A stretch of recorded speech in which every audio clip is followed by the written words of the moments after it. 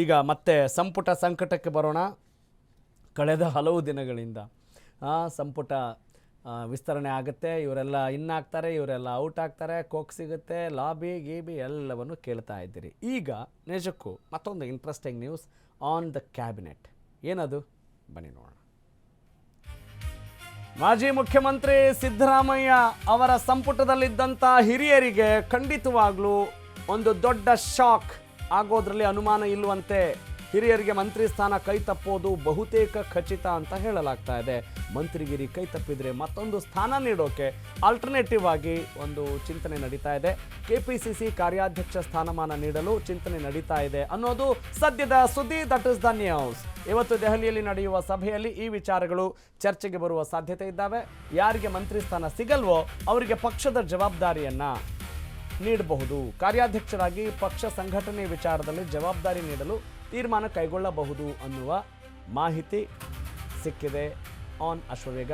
ಸಿದ್ದರಾಮಯ್ಯ ಸಂಪುಟದಲ್ಲಿದ್ದ ಹಿರಿಯರಿಗೆ big shock ಆಗಬಹುದು. ಪರ್ಯಾಯ ವ್ಯವಸ್ಥೆಯನ್ನು ಮಾಡಿದರೂ ಕೂಡ ಆ ಪರ್ಯಾಯ, ಆ ಆಲ್ಟರ್ನೇಟಿವ್ ಪೊಸಿಷನ್ಸ್ ಅಥವಾ ಅವರಿಗೆ ಕೊಡುವಂಥ ಮನ್ನಣೆ ಎಷ್ಟು ಮಟ್ಟಿಗೆ ಅವ್ರಿಗೆ ಹಿಡಿಸಲ್ಲ ಅನ್ನೋದು ಗೊತ್ತಿಲ್ಲ.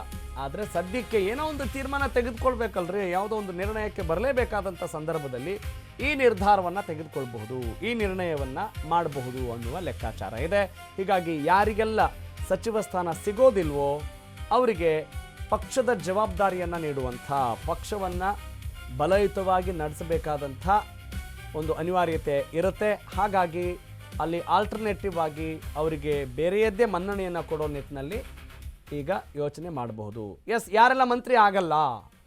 ಮಧು ಬಂಗಾರಪ್ಪ ಸೊರಬ ಕ್ಷೇತ್ರದಿಂದ, ಪಿರಿಯಾಪಟ್ಟಣದ ಕೆ ವೆಂಕಟೇಶ್, ಚಿಂತಾಮಣಿಯಿಂದ MC ಸುಧಾಕರ್ ಅವರಾಗಿರ್ಬಹುದು, ಇನ್ನು ಮುಧೋಳದ RB ತಿಮ್ಮಾಪುರ ಅವರಾಗಿರ್ಬಹುದು, ಇನ್ನು ಚಾಮರಾಜಪೇಟೆಯ ಜಮೀರ್ ಅಹಮದ್ ಖಾನ್, ಎಸ್, ಬೆಳಗಾವಿ ಗ್ರಾಮೀಣ ಕ್ಷೇತ್ರದ ಲಕ್ಷ್ಮೀ ಹೆಬ್ಬಾಳ್ಕರ್, ಟಿ ನರಸೀಪುರದ HC Mahadevappa, doctor HC Mahadevappa, ಸಿದ್ದರಾಮಯ್ಯನವರ ಅತ್ಯಾಪ್ತರು ಇವರೆಲ್ಲರೂ, ಬೀದರ್ನ ರಹೀಂ ಖಾನ್, ಇನ್ನು ಶಹಾಪುರದ ಶರಣಬಸಪ್ಪ ದರ್ಶನಾಪುರ್, ಬಸವನ ಬಾಗೇವಾಡಿಯ ಶಿವಾನಂದ್ ಪಾಟೀಲ್ ಕೂಡ.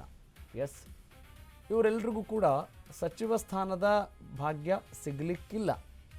ಕೆಲವೊಬ್ಬರು ಮಂತ್ರಿಗಳಾಗೇ ಇದ್ದಂಥವರು, ಇನ್ನು ಕೆಲವರು